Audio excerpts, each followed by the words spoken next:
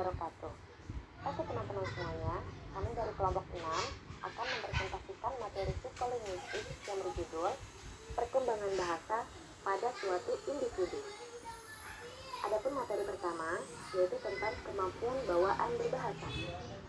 Kemampuan bawaan berbahasa anak-anak sejak lahir dibekali tata bahasa universal, yaitu kepekaan otak terhadap ciri-ciri mendasar yang berlaku umum untuk segala macam bahasa, seperti kata benda dan kata kerja, subjek dan objek, serta kalimat negatif. Bertahun-tahun kemudian, para ahli bahasa dan para psikolinguistik berhasil mengumpulkan banyak bukti yang mendukung anggapan seorang ahli yaitu Chomsky sebagai berikut. A. Anak-anak dari berbagai budaya mengalami tahap perkembangan bahasa serupa. Sebagai contoh, mereka sering menyusun kalimat negatif dengan membubuhkan kata-kata no atau tidak pada awal atau akhir kalimat. B. Anak-anak menggunakan kata-kata dalam susunan yang tak akan digunakan orang dewasa. Mereka menyingkat kalimat orang tuanya. Mereka juga membuat kekeliruan yang lucu dan tak dilakukan oleh orang dewasa. C. Orang tua tidak secara konsisten memperbaiki kekeliruan tata bahasa anak. Meskipun demikian, anak-anak tetap belajar bicara dan memberi isyarat yang benar. D. Anak-anak yang tidak terbiasa dengan bahasa orang dewasa, maka mereka akan menemukan bahasa mereka sendiri. E. Bayi berusia 7 bulan dapat menyimpulkan tata bahasa sederhana melalui serangkaian bunyi. Bila bayi berkali-kali dihadapkan pada bahasa buatan yang menggunakan pola aba, aba, misalnya ga, tidak, sampai mereka menjadi bosan. Bagi banyak peneliti, tanggapan bayi seperti itu mengindikasikan bahwa bayi mampu mengenali perbedaan pola yang berlainan. Sedangkan untuk materi kedua yaitu kemampuan bahasa di masa bayi. Berikut beberapa tahapan atau fase bicara pada bayi. Tahapan 1, tangisan. Bayi telah menangis bahkan sejak lahir. Ketika baru lahir, tangisan bayi menandakan bahwa paru-parunya terisi oleh udara. Ternyata, tangisan merupakan salah satu respon dari bayi terhadap lingkungan luarnya. Ada berbagai macam pola jenis tangisan bayi, yaitu menangis biasa. Ada beberapa ahli yang mengatakan bahwa tangisan merupakan cara bayi untuk memberitahukan pengasuhnya bahwa ia lapar. Ciri tangisan ini adalah ada pola yang biasanya terdiri dari suara tangis itu sendiri, jeda beberapa saat, dan bunyi siulan pendek. Tangisan biasanya terdengar lebih nyaring daripada tangisan lainnya. Jenis tangisan selanjutnya yaitu menangis karena marah. Saat bayi menangis karena marah, suara tangisan akan terdengar seperti saat ada udara yang dipaksa masuk ke tenggorokan. Jenis tangisan selanjutnya yaitu menangis karena sakit. Biasanya suara tangisan bayi terdengar sangat keras dan ada kalanya bayi menahan napas. Untuk itu, jangan dibiarkan jika si bayi mengalami tangisan yang satu ini. Adapun tahapan kedua yaitu ocehan. Bayi biasanya mulai mengoceh pada usia sekitar 1-2 bulan. Tahap perkembangan bahasa bayi yang satu ini memperlihatkan bahwa suara dari ocehannya terbentuk dari suara udara yang diolah di tenggorokan. Perlu diketahui, apabila bayi biasanya mengoceh ketika mereka senang saat berada di sisi pengasuhnya. Menariknya, di masa ini bayi sudah mulai belajar bahasa melalui mengenali kata-kata yang ia dengar dari orang sekitarnya. Tahapan 3 yaitu celotehan atau disebut babbling.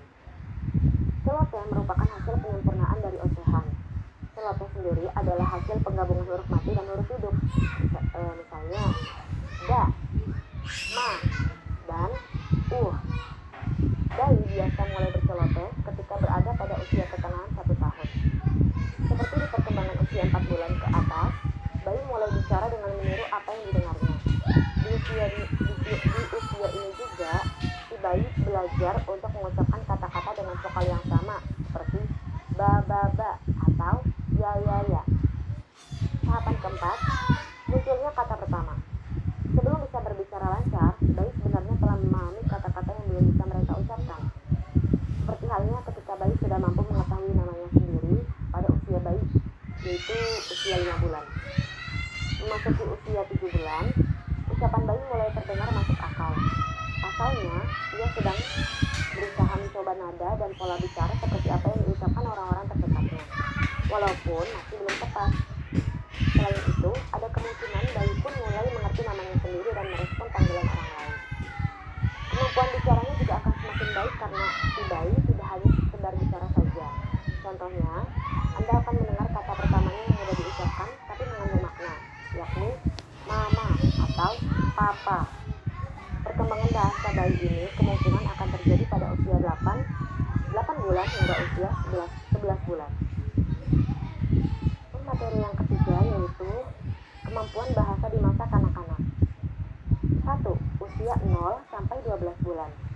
Tahap perkembangan bahasa anak yang pertama dimulai dari ia baru lahir hingga memasuki usia 12 bulan.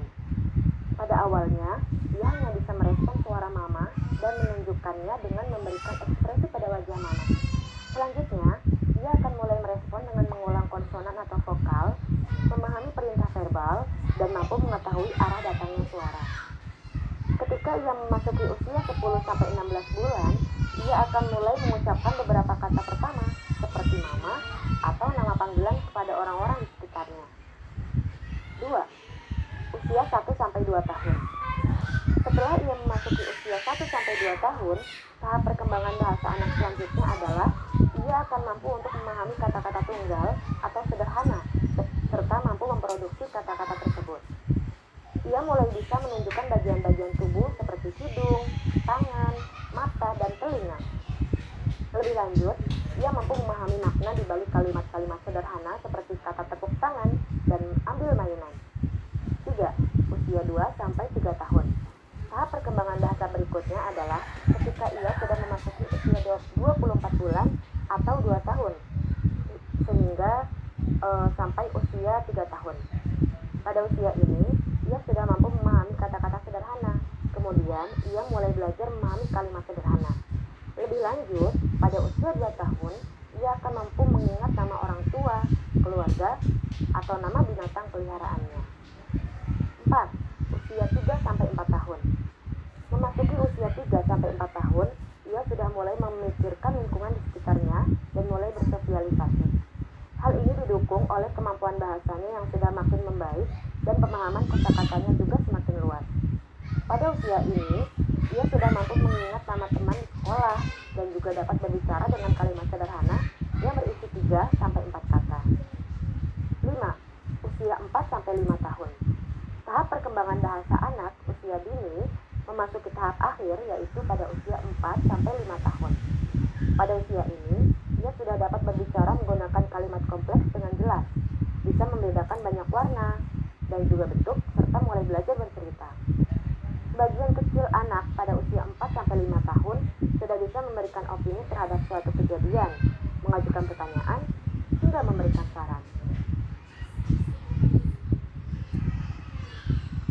Baik, untuk materi yang keempat, yaitu perkembangan bahasa masa kanak-kanak, pertengahan, dan akhir. Ketika memasuki lingkungan sekolah dasar, anak-anak akan memperoleh keterampilan baru, di mana mereka akan mampu belajar membaca dan menulis. Hal ini mencakup beberapa kemampuan, seperti kemampuan mengenali arti sebuah kata, kemampuan mengenali bunyi, dan kemampuan menghasilkan bunyi. Mereka mempelajari prinsip alphabetic principle, yaitu paham bahwa huruf-huruf alfabet melambangkan bunyi bahasa. Selama masa kanak-kanak, pertengahan hingga akhir, kosakata yang mereka kuasai awalnya 14.000 kata di usia 6 tahun dan akan meleset hingga 40.000 kata di usia 11 tahun dengan mengikuti perkembangan pada kata bahasa yang kompleks.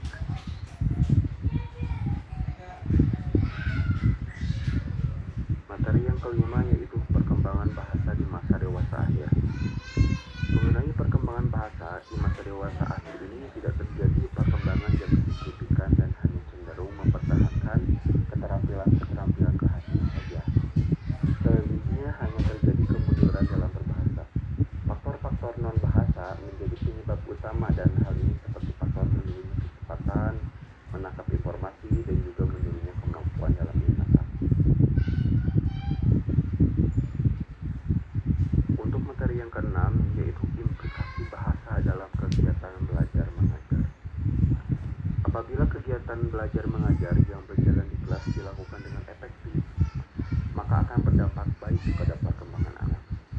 Namun, Apabila kegiatan belajar mengajari yang berjalan efektif, maka hasil dalam perkembangan belajar anak akan mengalami hambatan. Untuk dapat menghasilkan belajar yang optimal, seorang guru harus juga dapat menggunakan